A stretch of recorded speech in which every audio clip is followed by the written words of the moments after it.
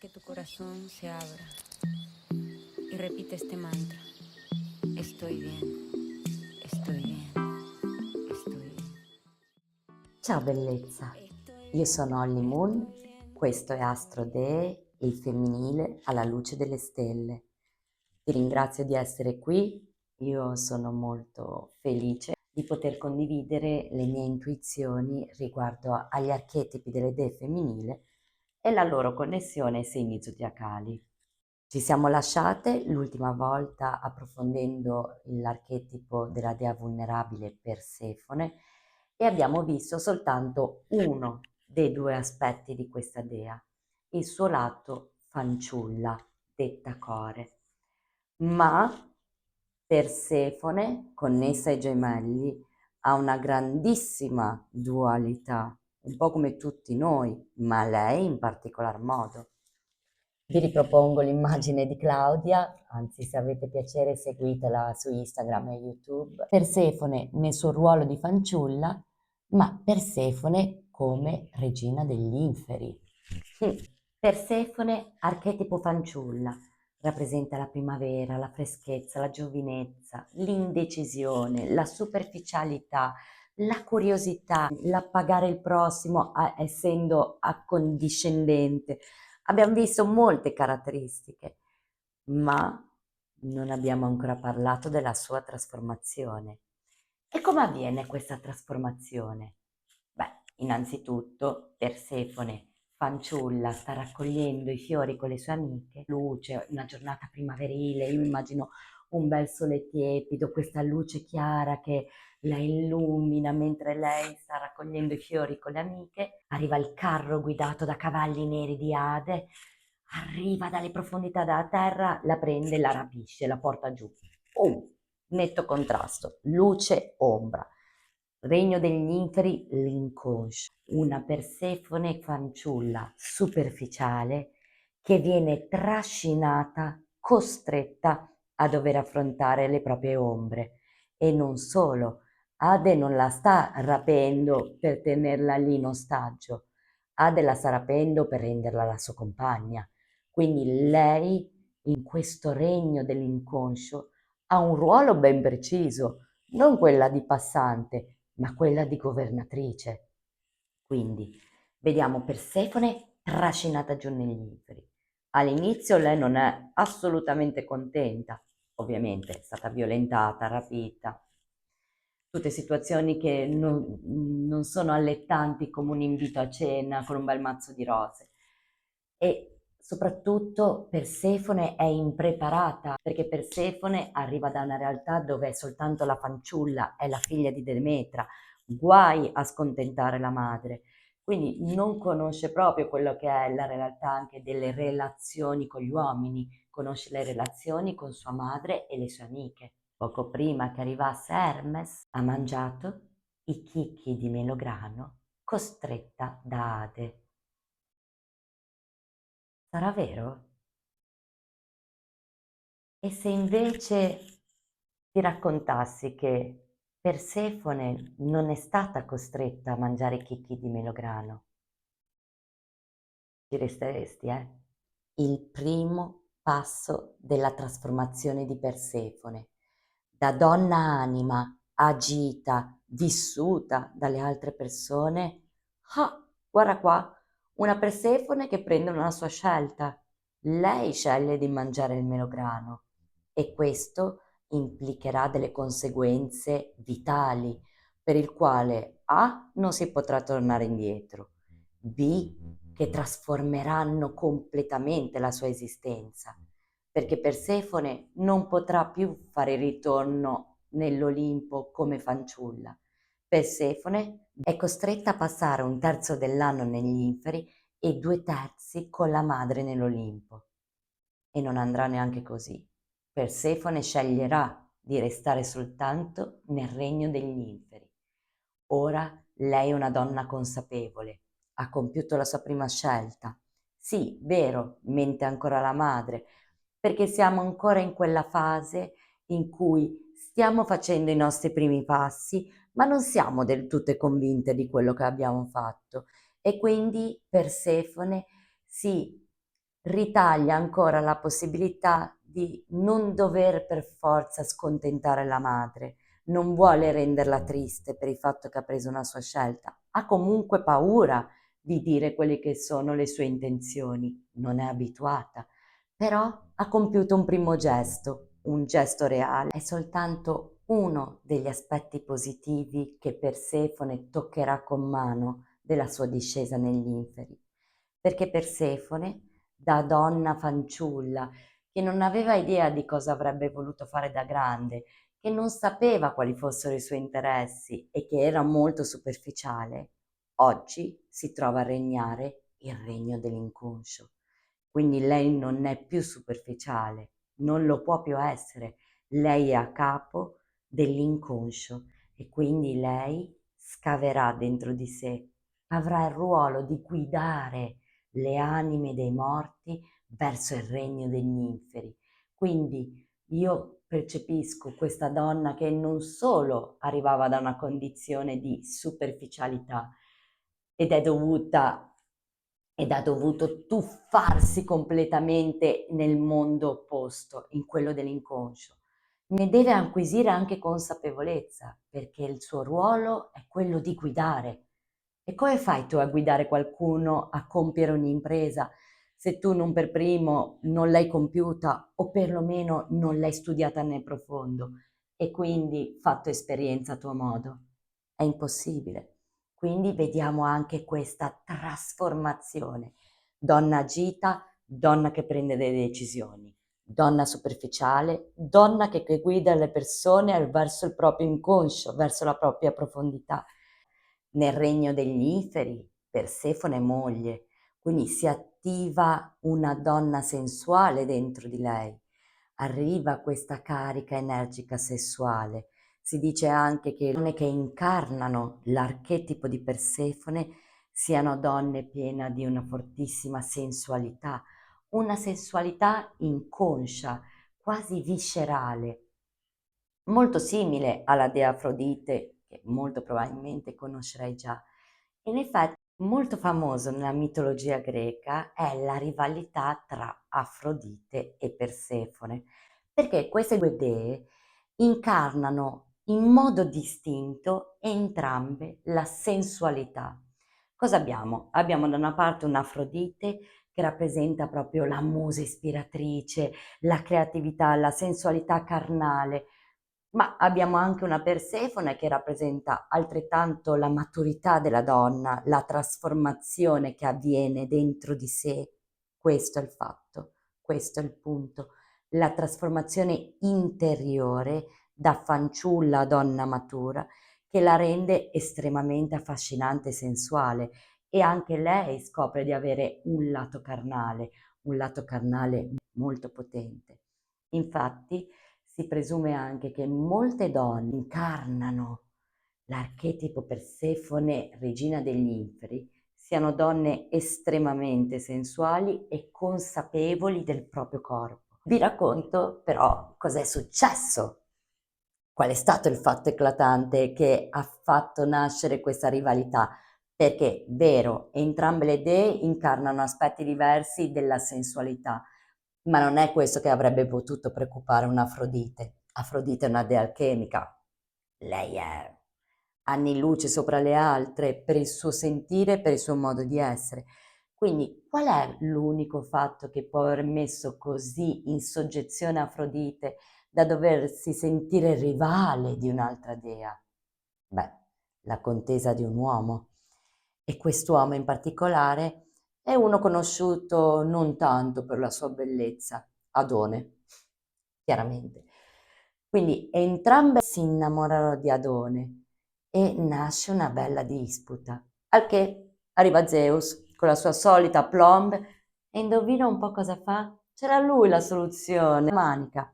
Adone, potrai passare un terzo dell'anno, a me viene già da ridere, un terzo dell'anno con Persefone, un terzo dell'anno con Afrodite e un terzo dell'anno da solo. Zeus sia così aperto all'idea che Adone si possa meritare un terzo dell'anno da solo, mentre Persefone due terzi dell'anno con la madre e un terzo con Ade.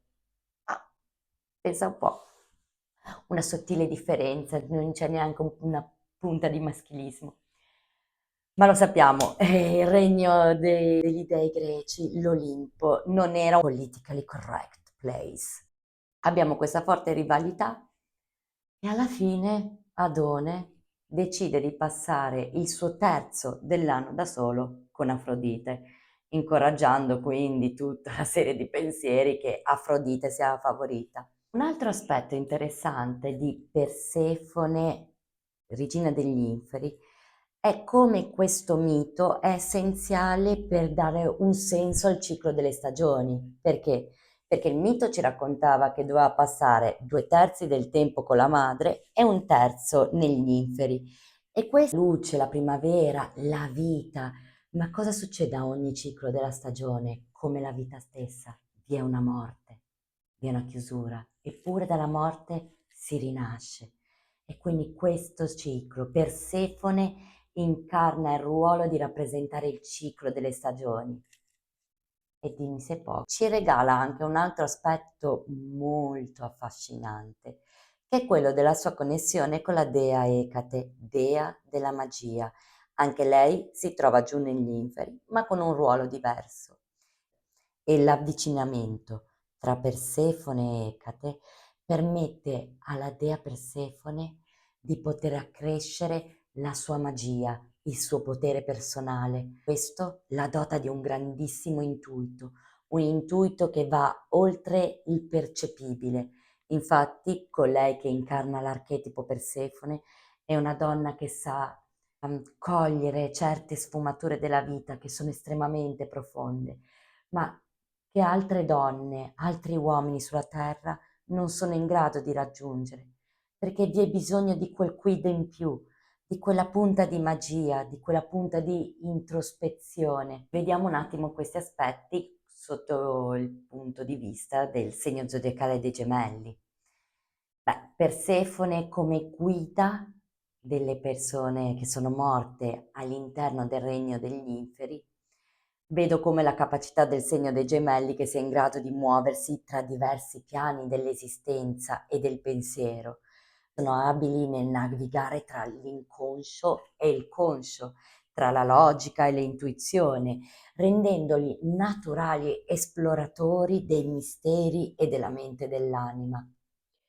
Poi vediamo anche come Persefone nel suo ruolo degli inferi, come evolve in una donna appassionata e sensuale, un aspetto che abbiamo visto, l'ha collegata ad Afrodite, dea dell'amore. Questo rapporto riflette sempre la dualità dei gemelli, da un lato la curiosità intellettuale, la giocosità, e dall'altro invece vediamo una profondità emotiva, una passionalità intensa. Quindi i gemelli riescono a incarnare la leggerezza e la profondità allo stesso tempo. Inoltre, nei misteri eleusini si parla anche di questa Persefone maturata sensuale e del suo potere dell'estasi. E l'estasi è molto conosciuta nel segno dei gemelli. Riflette l'abilità appunto di trovare gioia e illuminazione nelle esperienze della vita. La loro natura curiosa e dinamica sono sempre alla ricerca di nuove esperienze che possono portarli a una elevatura dell'intelletto, a una maggiore comprensione del sé e del mondo. E come ultimo punto di connessione fra Persefone e il segno dei gemelli, io ho osservato la grande scelta, quella di mangiare i chicchi di melograno. Persefone, senza supervisione della madre, per la prima volta compie una scelta. E come la compie? Come i gemelli, in modo curioso. Lui ha sete di conoscenza, vuole scoprire, vuole sapere cosa c'è al di là. E Persefone uguale, non si tira indietro. Mangia i chicchi di melograno ed è pronta alla sua trasformazione. Lo ha scelto lei. L'evento più grandioso di tutto il mito di Persefone. Lei che mangia i chicchi di melograno. Senza quella mossa nulla sarebbe successo ed è fantastico che non sia successo per costrizione, lo ha scelto lei.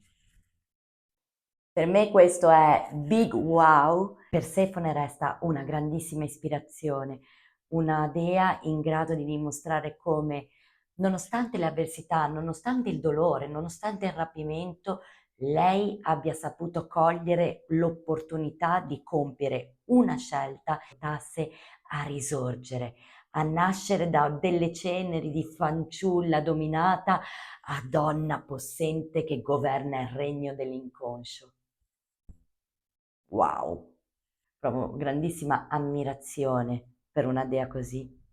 Sono dell'idea che siano molto più interessanti dee che hanno dovuto trascorrere un periodo di dolore, che hanno dovuto superare delle sfide, piuttosto che delle ninfe che magari hanno vissuto sempre la loro esistenza in maniera soave, tranquilla, o altre dee o altri personaggi che non hanno avuto nessun tipo di sfida per il quale lottare.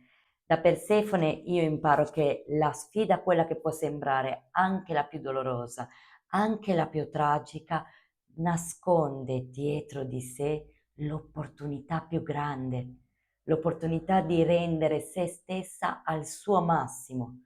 Se lei non fosse stata trascinata negli inferi, non ne sarebbe mai divenuta la regina.